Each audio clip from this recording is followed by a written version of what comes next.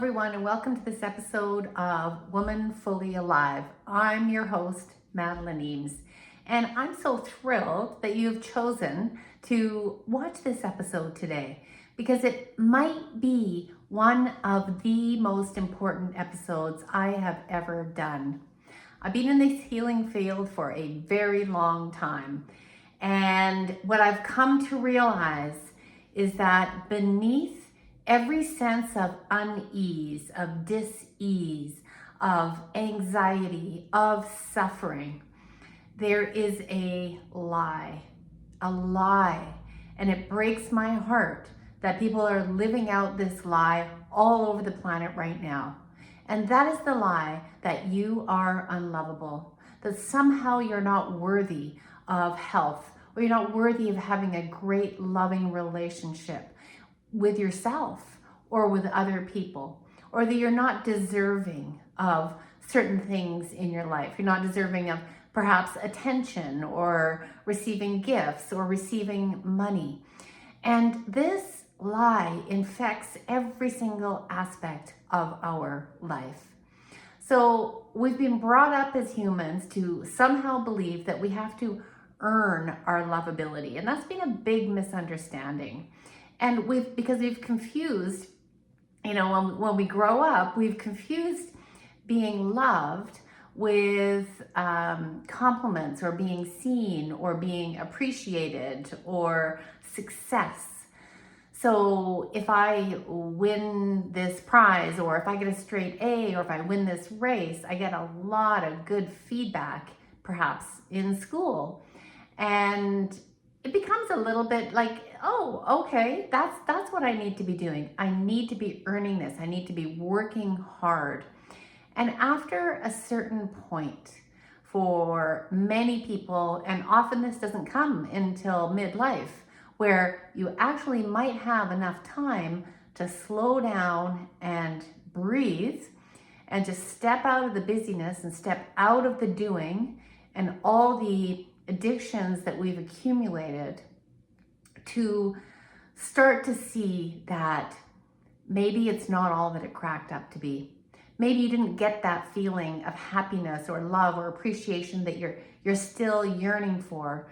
And so you think there must be something wrong with me then. There must be something more to fix, more to improve. And then maybe you embark upon a self-help journey, a personal growth journey. There's nothing wrong with any of this. I've done all of that for many, many years. And you might start to feel really good. Awesome. Or you might find that you still keep on trying because you're not there yet. And this is where everything stops. This is where the rubber hits the road. And there has to be another way. And so maybe you read about self-love or self-compassion, and then you start doing all these other things, trying to find that love. But I will tell you right now that every single human on this planet is love already, completely, 100% worthy, whole, lovable. So if you have that feeling like I failed, I'm not lovable, just double think that. Or, there's something wrong with my body. There's something, I can't love this part of my body. I want you to think for a moment about the way a baby is born into this world. So if that baby is born with some type of, what we would call a disability, or not looking like everybody else, what would you think about that baby? That baby is less lovable? No, of course not. And what would you say to a child that had a failure? A child that's moving through life and fails a test or fails something. What would you say to them? Oh, all of a sudden you've fallen off the lovability scale? No, of course not.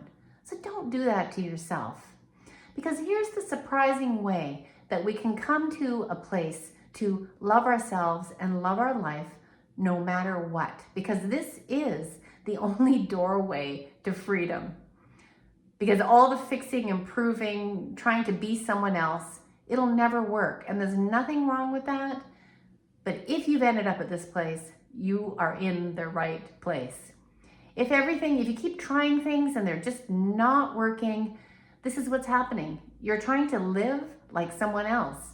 You're trying to live someone else's life because you haven't fully embraced who you are in your own authenticity, in your own wholeness, in your own love. So how do I get there, Madeline? You might be asking right now. Here's the surprising way. It's not through reaching or grasping or only looking at happiness, joy, love, all those wonderful things, but it actually comes through loving all parts of yourself, and mostly those parts that you don't like, those parts that you hate, those parts that you're embarrassed about, ashamed about, those times in your life where you haven't loved yourself, those failures, loving yourself in the failures, loving that face of yours when you're in the failure, loving those parts of your body that you have disconnected from, and starting to unearth and unbury the times, the places, and the emotions that you hate the most. There is no other way. I'm here to tell you, we cannot bypass what's in the ground and just create a new house on top of it. Those things that are buried in the ground, they have been composting into a rich, fertile soil that is right here under your feet, in your body, to make you who you are today. A multidimensional, interesting, full of experience, full of heartache, full of shame and happiness and success and failure, to make you into the multidimensional person that you are today. Now, I don't know about you, but the people I want to talk to are the people who've gone through hardship and have had trauma and have come out the other side. That's what I want to see. I'm not really interested in a plastic life. I'm not interested in a Barbie doll life where everything's fantastic, everything's just wonderful. And that doesn't mean that you can't get there. Because here's what's going to happen, is that when hardship does come up, you're going to love it because you know it's going to compost. When pain comes up, when fear comes up, you're going to love that too. And you know why? Because anything else is actually insanity. Anything else creates resistance in your body, creates tension, creates illness and disease. Anything other than loving those parts of yourself does not make sense if you are here to realize the wholeness and the full infinite potential that you already are. We can't reach for something over a crying bed of pain without getting burned. We actually have to move into the crying bed of pain. Otherwise, we're just taking all our inner children, we're slamming them behind closed doors and telling them that they don't belong here. They're either going to get very sad and numb and take up, occupy space in your body and your life, or they're going to continue to get angry, and they're going to pound on that door until they are let out, seen and heard in all their rage and fury. Now, it doesn't have to look like that. What it means is telling that child, I love you. I love that you're angry because you're right. I love that you feel ashamed because that's human. And little by little, starting to love yourself back into your humanity, which is what I call loving yourself back to life.